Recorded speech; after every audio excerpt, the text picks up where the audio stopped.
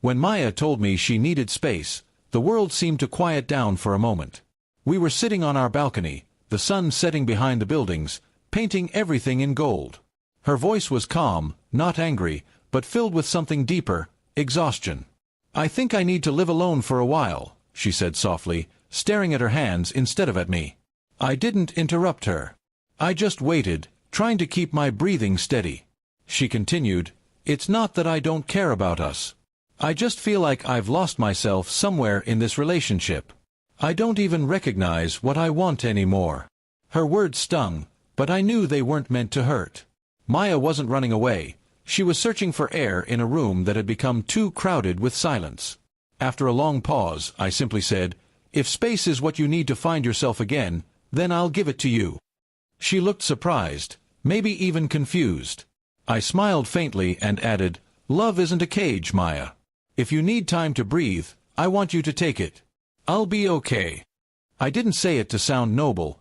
I said it because deep down, I understood. Sometimes, love means stepping aside, even when every part of you wants to hold on. The next morning, she packed her things quietly.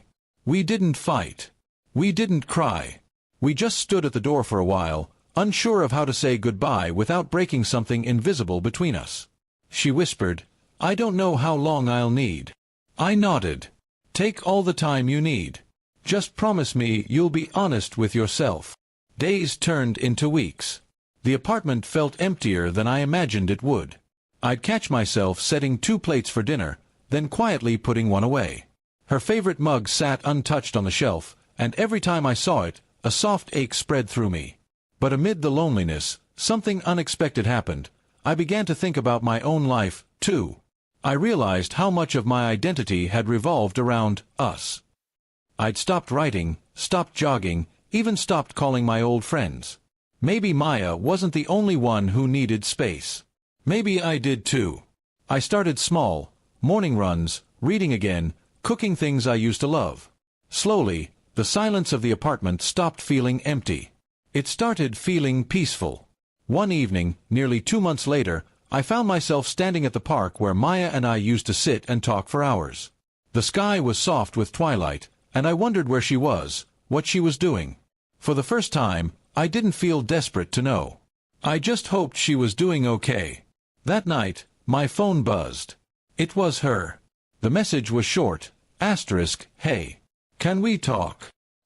My heart raced, but I took a deep breath before replying, "Of course." The next day, she came by. She looked different, calmer, lighter. When she smiled, it wasn't forced. It was real. We sat on the same balcony where she had once said she needed to leave. "I thought about you a lot," she said. "But more than that, I thought about myself. And I realized I wasn't really living. I was just moving through days. I needed to pause."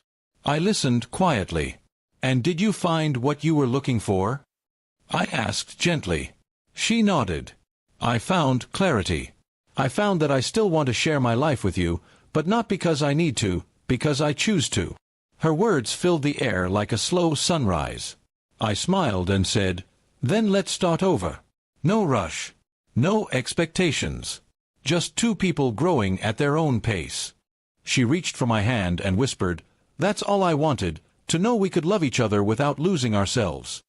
From that day forward, we didn't try to return to how things used to be. Instead, we built something new, a relationship that had space to breathe, room to grow, and understanding at its center. Sometimes, when people say they need space, it's not an ending. It's a quiet request for peace. And if you love them enough to listen, that space can become the place where love learns to live again.